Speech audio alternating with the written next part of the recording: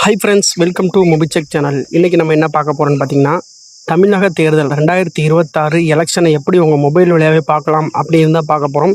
எல்லோரும் நினைப்பீங்க நியூஸ் சேனலில் போடுறாங்க அப்படின்னு. ஏன்னா ஒவ்வொரு நியூஸ் சேனலும் ஒவ்வொரு மாதிரி போடுவாங்க. அவங்கவுங்க பொலிட்டிக்கலுக்கு ஒவ்வொரு சேனல் வச்சுருப்பாங்க. அந்த சேனலில் போடுறதெல்லாம் ஃபேக்காக இருக்கும். நீங்கள் ஒரிஜினலாக அஃபீஷியலாக எப்படி பார்க்கலாம் அப்படிங்கிற பற்றி தான் பார்க்க போகிறோம். வாங்க பார்க்கலாம்.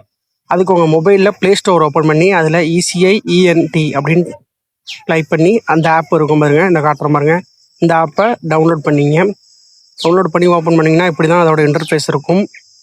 அதோட இன்டர்ஃபேஸை வந்து ஓப்பன் பண்ணிங்க. இந்த இதில் எந்த விதமான லாகின் எதுவுமே கேட்காது.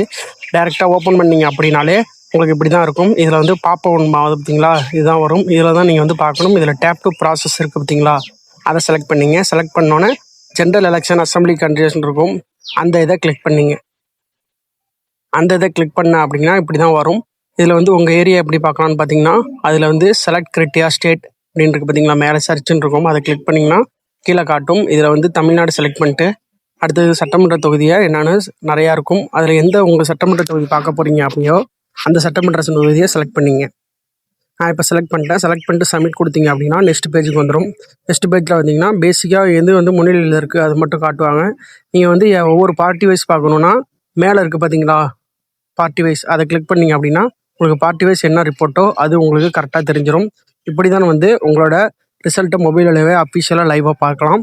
இதுபோல் தகவல்களை தொடர்ந்து கேட்க நம்ம சேனலை மறக்காமல் சப்ஸ்கிரைப் பண்ணுங்கள்.